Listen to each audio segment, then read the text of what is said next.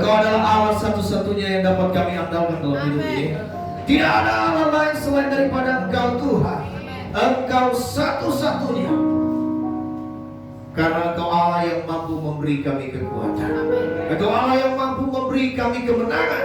Engkau Allah yang mampu memberi kami kesembuhan. Engkau Allah yang mampu memberi kami pemulihan. Untuk itu tidak ada Allah lain ya Tuhan yang kami sembah selain daripada Engkau, yaitu Engkau di dalam nama Tuhan kami Yesus Kristus. Terima kasih Bapa. Pagi ini Tuhan Yesus kami sangat bersuka cita oleh karena kemurahan Tuhan, oleh karena kasih setia Tuhan dalam hidup kami. Kami ada sebagaimana kami ada pada hari ini. Hari ini Tuhan Yesus satu kesempatan yang indah bagi kami. Ketika kami mau memuji, ketika kami mau meninggikan nama Tuhan, kami percaya bahwa Engkau ada di tempat ini. Engkau ada di mana tempat kami saat ini Tuhan.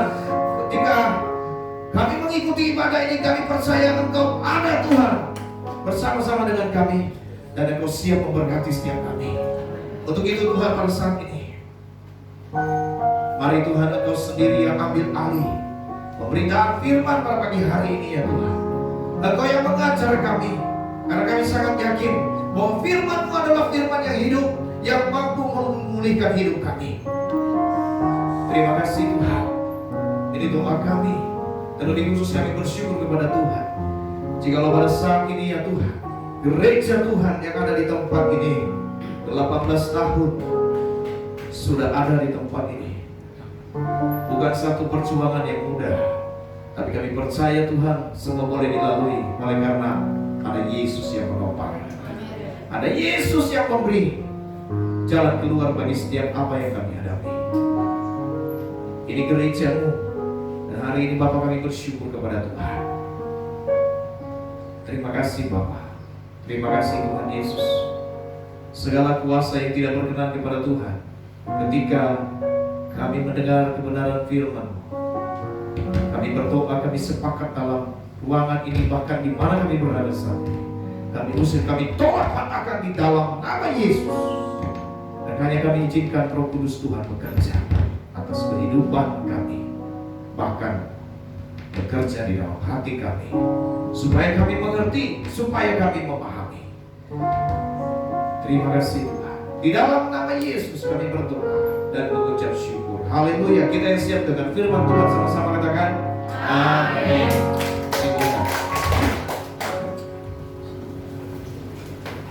Puji nama Tuhan. Shalom saudara yang terkasih dalam nama Tuhan. Shalom.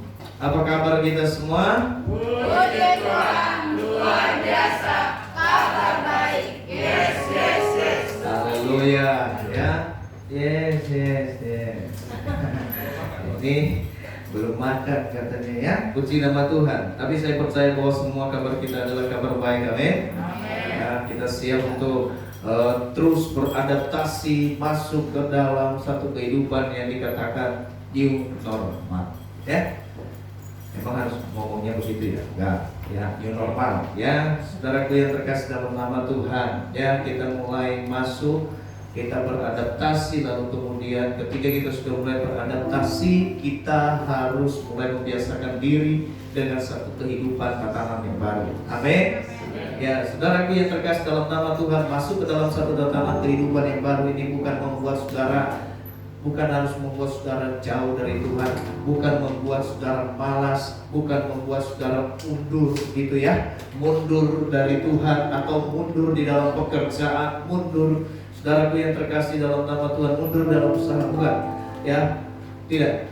Tetapi satu kehidupan tatanan yang baru ini mengajak kita untuk lebih serius. Amin. Ya, kita lebih serius di dalam Tuhan. Ya, lebih serius ketika kita bekerja, lebih serius ketika kita melayani Tuhan, lebih serius ketika kita berdoa, lebih serius ketika kita memuji dan meninggikan nama Tuhan. Kalau selama ini kita memuji Tuhan hanya sekedar, kita beribadah hanya sekedar, saudaraku yang terkasih dalam nama Tuhan kita Yesus Kristus, masuk ke dalam satu tatanan kehidupan yang baru ini, kita harus lebih serius. Amin. Ya, yang berumah tangga harus lebih serius di dalam rumah tangganya. Ya, anak muda harus lebih serius. Ya, di dalam melayani Tuhan, di dalam untuk mencapai masa depan. Amin. Amin. Saudaraku yang terkasih dalam nama Tuhan, ya, saya sampaikan bahwa kita harus lebih serius, dan yang kedua kita harus lebih semangat, ya, lebih semangat, ya, karena saudaraku yang terkasih dalam nama Tuhan, ada orang-orang yang sudah mulai kehilangan semangat, ya. Apalagi kalau misalnya pandemi ini berkepanjangan, PSBB-nya berkepanjangan, saudaraku yang terkasih dalam nama Tuhan, maka ini membuat kita tidak semangat. Daripada hari ini, saya mau sampaikan buat kita, ketika kita masuk di dalam satu tatanan kehidupan yang baru, kita mulai beradaptasi, kita harus punya semangat, ya, semangat untuk hidup, semangat, ya, untuk melayani Tuhan, semangat beribadah, ya, jangan didorong-dorong lagi. Kalau sebelumnya kita didorong-dorong untuk ibadah, ayo ibadah, dorong sampai jatuh, gak masuk juga kan, ya kan? Saudara yang terkasih, sekarang udah usah didorong, harus semangat. Sebab kalau kita gak semangat, saudara, ya ini waktunya Tuhan. Kalau kita tidak mulai dengan semangat kita tidak mulai dari diri kita sendiri, kita akan tertinggal, ya, kita akan tertinggal jauh dari orang-orang lain. Sehingga nanti kita berkata, kok dia, kok saya, kok dia begitu, kok saya begitu, ya. Jadi saudaraku yang terkasih dalam nama Tuhan, mari Bapak Ibu saudaraku, kita sama-sama, ya, menjaga semuanya ini, ya, menjaga kesehatan kita pribadi lepas pribadi, ya, supaya kita semua tetap bahagia. Amin. Amin. Puji Tuhan. Baik, saudara yang terkasih dalam nama Tuhan, hari ini adalah hari yang spesial buat kita sebenarnya, ya. Sebenarnya sih kita rencanakan yang kemarin-kemarin, ya. Tetapi puji Tuhan, seiring dengan perjalanan waktu dalam 1 minggu ini, wow, ya, ternyata ketika kita teliti, wah, ini luar biasa sekali semangat jemaat Tuhan. Terima kasih kepada setiap jemaat Tuhan yang mendukung bahkan berkontribusi di dalamnya, ya. Kalau hari ini kita boleh merayakan, ya, hari yang spesial GGP Kabar Baik, ya, Bakat 2 Juru, ya. Sekali lagi saya mau sampaikan, GGP Kabar Baik Bakat 2 Juru, ya. Ini luar biasa sekali. Umur yang keberapa? Umur ke-18. Saudara, di umur yang ke-18 ini menjadi satu momen bagi kita. Kita mulai dari masa-masa yang seperti ini, ya, masa di mana pandemi ini terjadi, kita berulang tahun, dan ini Tuhan mau katakan bagi kita, bangkit dan jadilah penuai. Amin. Bangkit, jadilah penuai. Kita harus mulai bangkit dari kekhawatiran kita, bangkit dari ketakutan kita. Kalau engkau terus takut, saudaraku yang terkasih dalam nama Tuhan, engkau tidak akan hidup. Sampai kapan engkau takut untuk tidak beribadah kepada Tuhan, untuk tidak datang ke rumah Tuhan?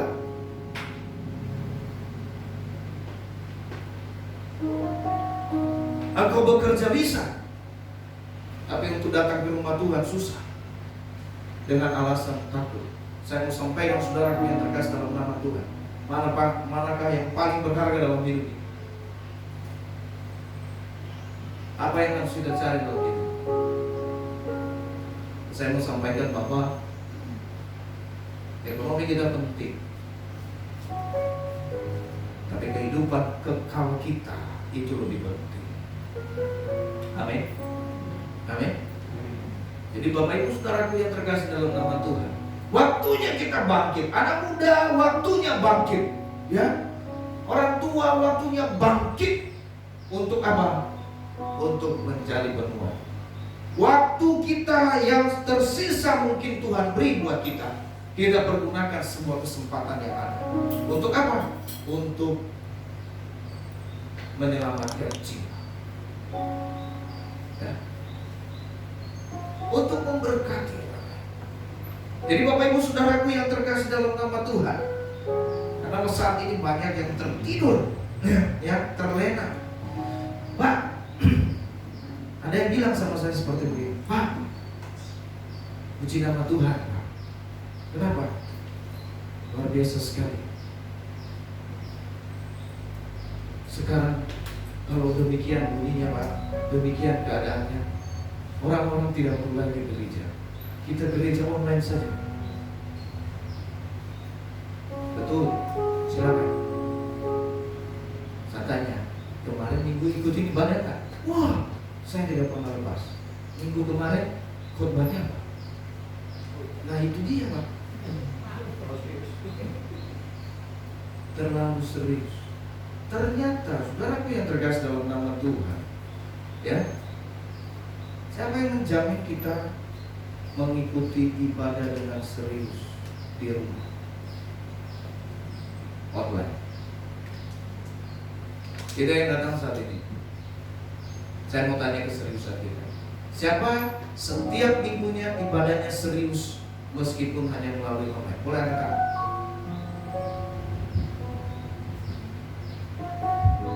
Satu, dua.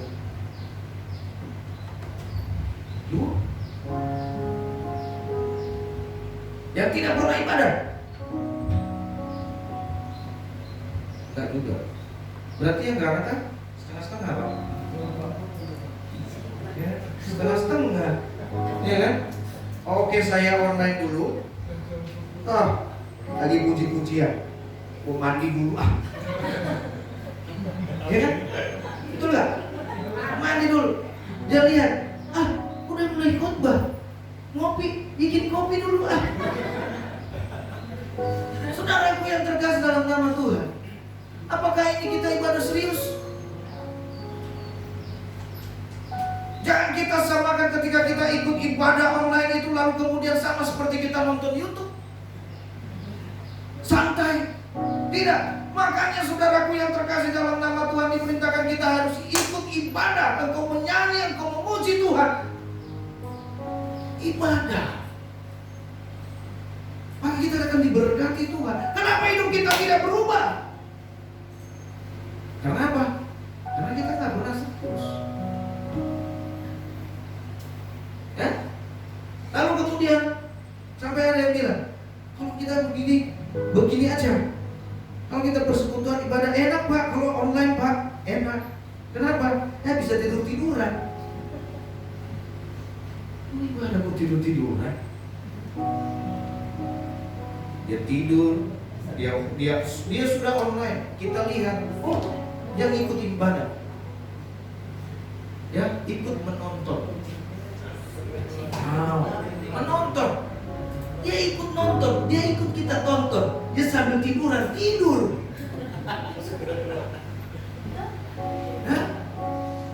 Ketiduran 3 jam. Maaf, saya sudah ikutin ibadah, kuota saya habis. Ya, saudaraku yang terkasih dalam nama Tuhan, ini yang perlu kita perhatikan. Kalau engkau ibadah dengan online, ibadahlah dengan serius. Amin. Amin. Jangan bohongi.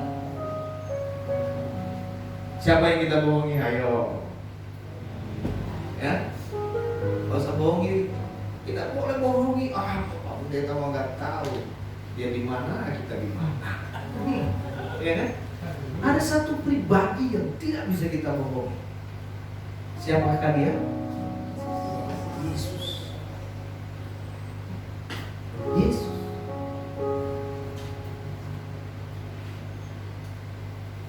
Jadi saudaraku yang terkasih dalam nama Tuhan, ya, ada saya lihat orang lagi naik motor, ya, saya habis kita ibadah, naik motor, ya, saudaraku yang terkasih, saya ke jalan ke pasar, ya, motor, saya lihat ketika macet, saya lihat di depan dashboard motornya itu lagi khotbah itu pendeta. Amin. Ya, saudaraku yang terkasih, kenapa sih? Kalau memang mau dengerin khotbahnya yang berhenti setengah jam, tuh, gak usah dinyalain sambil naik motor, dengeran juga kagak, ya kan? Tapi kenapa? Mungkin alasannya supaya apa? Pak Pendeta lihat saya nonton. Betul? Ya?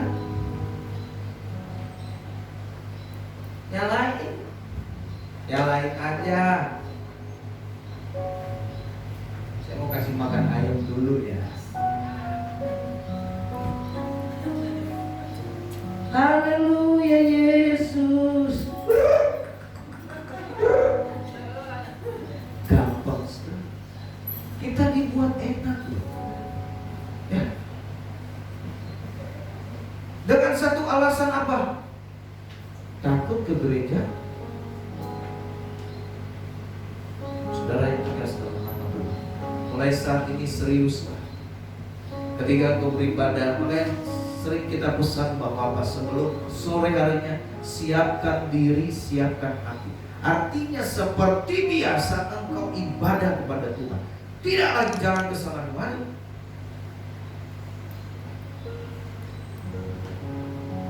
Siapkan ibadah. Nah, untuk itu kita perlu bangkit, saudaraku yang terkasih dalam nama Tuhan. Ini saya sampaikan buat kita karena kita ulang tahun hari ini, betul ya? Amin. Ya, gereja kita ulang tahun dan ini maunya Tuhan buat kita supaya kita lebih serius, lebih semangat. Amin. Kita mau bangkit, kita mau jadi penuh. Kita mau buka di dalam Yohanes 4. Ini saudaraku yang terkasih dalam nama Tuhan. Panjang, tetapi saya akan ambil nanti poin-poinnya saja. Yohanes 4 ayatnya ya, mulai dari ayat yang pertama sebenarnya sampai dengan ayatnya yang ke-42. Tetapi kita akan baca, saudaraku yang terkasih dalam nama Tuhan, ayatnya yang ke-35.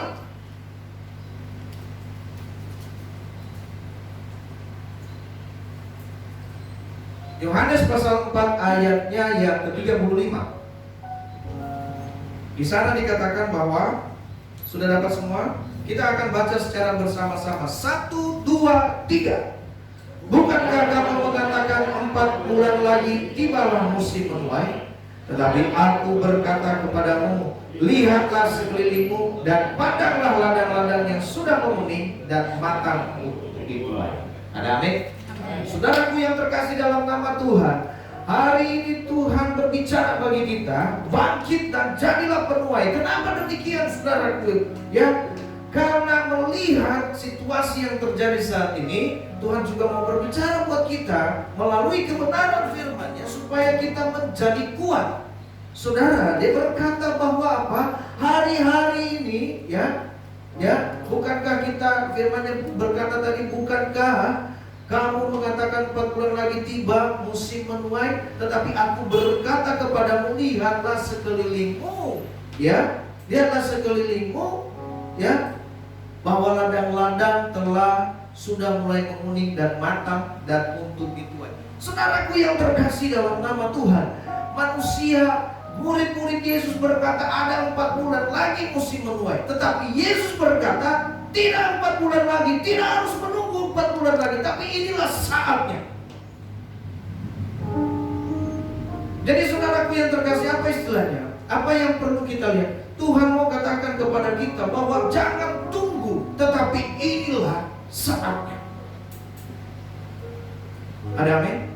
Kadang kita sering menunda pekerjaan kita. Kita sering menunda apa yang harus kita lakukan, sehingga tertunda, nggak jadi-jadi. Kadang kita mau sampaikan firman, kita mau ngomong, kita mau kesaksian kepada orang, tapi akhirnya apa? Jangan dululah, belum waktu yang tepat. Ini rohani sekali, betul? Kelihatannya rohani. Padahal karena takut.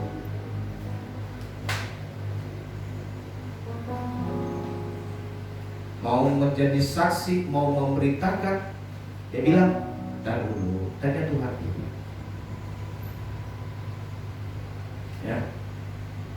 Seminggu kemudian ditanya, belum, Tuhan belum jawab. Rohani. Tapi firman Tuhan berkata, saudaraku yang terkasih, dia berkata, kalau kamu berkata 4 bulan lagi, tetapi aku berkata. Apa yang dimaksudkan Tuhan? Karena memang pada waktu itu adalah musim penuai, memang 4 bulan lagi, ya.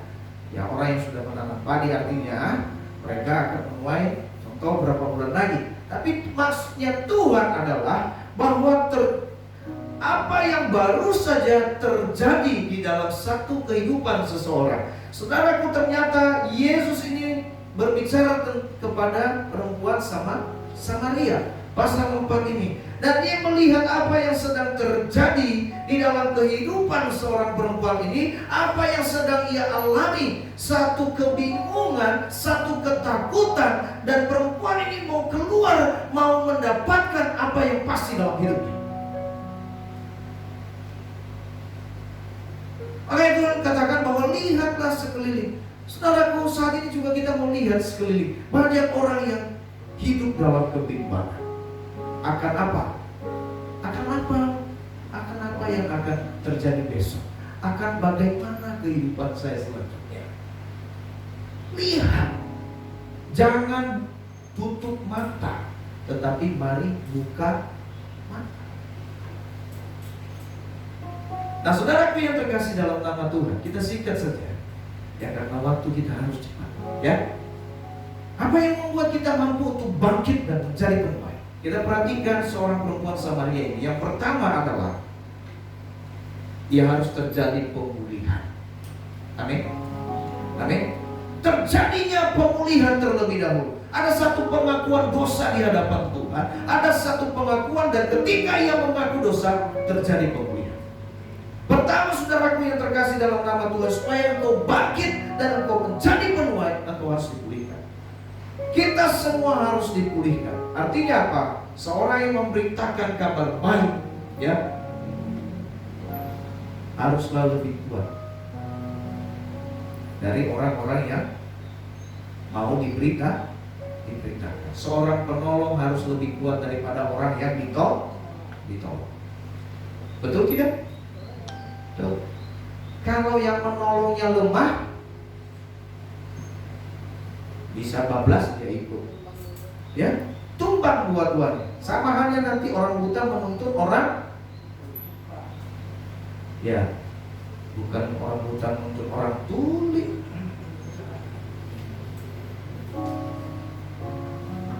Bisa juga sih, tapi bingung yang mana, nggak ada dengarnya, ya. Oke. Jadi saudara yang terkasih dalam nama Tuhan, pertama-tama supaya kita bisa bangkit harus terjadi yang namanya pemulihan. Pemulihan itu terjadi akibat daripada kita pertama mau datang kepada Tuhan. Perempuan Samaria ini pertama ia mau datang. Ya, ketika Yesus menghampiri dia tidak tolak. Ya, ketika Yesus hampiri dia tidak tolak. Dia tidak menjauh. Tapi dia mau datang, dia mau mendengar. Kadang-kadang kita mau datang, kadang-kadang kita firman Tuhan datang kepada kita. Ada WA, wah ada pesan dari Pak Gembala, renungan lagi. Tutuplah supaya Pak Gembala senang. Amin. Udah baca belum? Belum.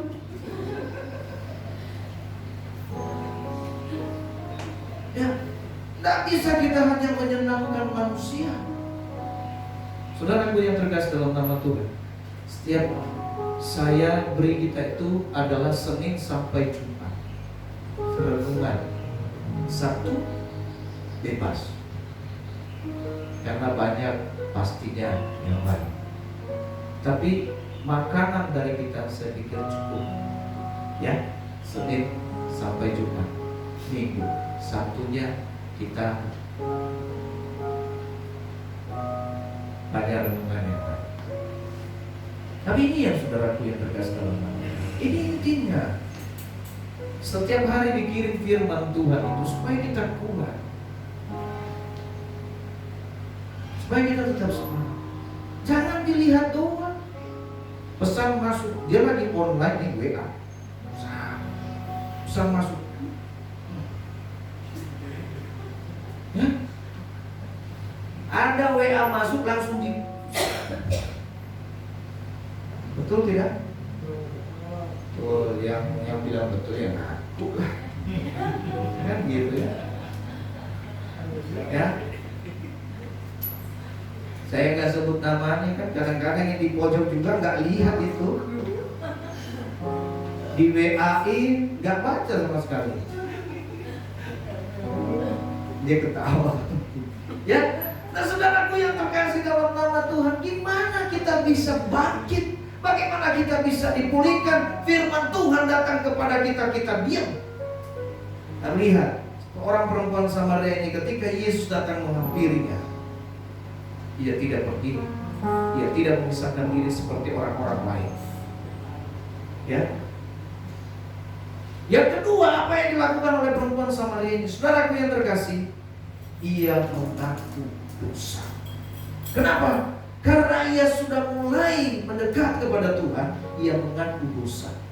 Yesus, dari mana dia tahu bahwa aku ini saat ini aku tidak punya suami? Ya. Nah, Yesus bilang, memang kamu saat ini tidak punya suami.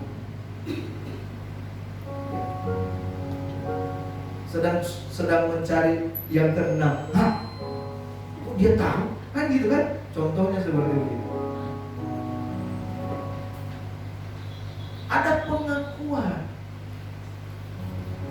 makanya dia dipulihkan. Amin. Tapi saya nggak bilang hari ini mari kita mengaku dosa semua. Enggak. Kembali kepada hati kita. Jadi kita mau dekat sama Tuhan. Ada pengakuan yang luar biasa. Apalagi yang dikerjakan oleh perempuan Samaria. Saudaraku yang terkasih dalam. Ya. Hal yang ketiga dilakukan oleh perempuan Samaria ini, ketika pemulihan itu terjadi, yang pertama dia lakukan itu adalah dia tidak tolak Tuhan. Yang kedua, dia mengaku. Yang ketiga, saudaraku yang terkasih dalam nama Tuhan, ya, ia minta diberkati. Kalau kita lihat di dalam ayatnya itu, ya, jawab perempuan itu kepadanya, aku tahu, ya, aku tahu bahwa Mesias akan datang yang disebut juga Kristus. Apabila ia datang, ia akan memberitakan segala sesuatu kepada kami.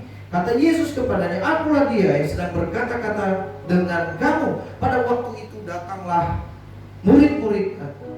murid-muridnya dan mereka heran bahwa ia sedang bercakap-cakap dengan seorang perempuan, tetapi tidak seorang pun yang berkata apa yang kau kehendaki atau apa yang kau percakapkan dengan dia.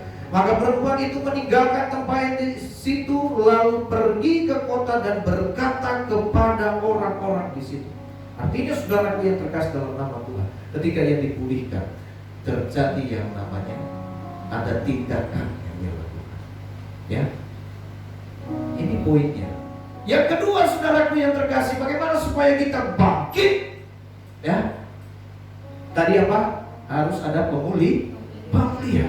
Bagaimana kita bisa harus bangkit, saudara yang terkasih, dan jadi penuai? Ya, Yesus berkata apa?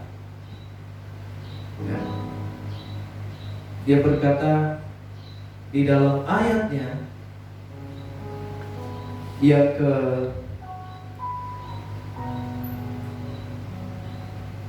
jawab Yesus, dia berkata begini,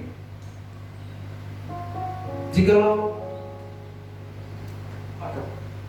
ayatnya yang ke-13, barang siapa minum air ini, ia akan haus lagi. Tetapi barang siapa minum air yang akan kuberikan kepadanya, ia tidak akan haus untuk selama-lamanya. Sebaliknya airnya akan kuberikan kepadanya akan menjadi mata air dalam dirinya yang terus-menerus memancar sampai kepada hidup yang kekal. Artinya saudaraku yang terkasih dalam nama Tuhan, bagaimana kita bangkit? dan menjadi bernuai, kita harus terima setiap kebenaran firman Tuhan. Karena ia merupakan air. Dan ketika firman Tuhan ini ada dalam hidup kita, ia menjadi sumber kehidupan buat kita. Maka saudaraku yang terkasih dalam nama Tuhan, itu yang saya katakan tadi, bagaimana kita bisa menjadi bangkit dan menjadi bernuai sementara ketika firman Tuhan datang kepada kita, ya, kita tidak indahkan. Atau sementara ketika kita harusnya ibadah, saudaraku yang terkasih dalam nama Tuhan, dipermudah kepada kita sebenarnya. Kau tidak usah capek-capek datang ke gereja. Kau gak perlu keluarkan bensin, kau gak perlu keluarkan tenaga, cukup tekan jempol. Pakai jempol. Betul tidak? Ya. Tapi apakah kita serius? Nah, kita gak terima. Mohon maaf saudaraku yang terkasih dalam nama Tuhan, sama seperti kehidupan nyatanya. Kalau hari ini dia malas gereja, contoh, sama. Online pun dia kadang-kadang malas.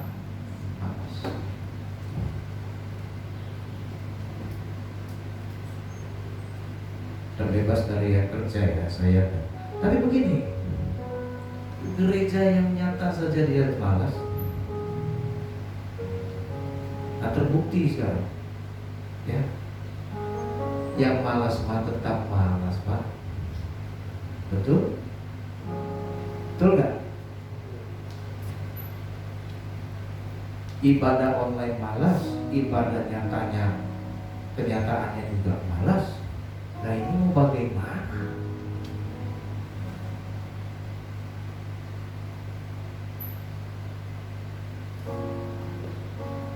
Tapi saya percaya, ya, kita yang ada dan mengikuti ibadah pada hari ini adalah orang-orang yang penuh dengan semangat. Amin.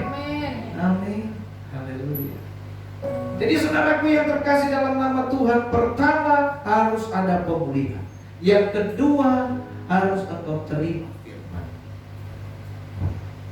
Amin. Terima firman. Yang ketiga, saudaraku yang terkasih dalam nama Tuhan,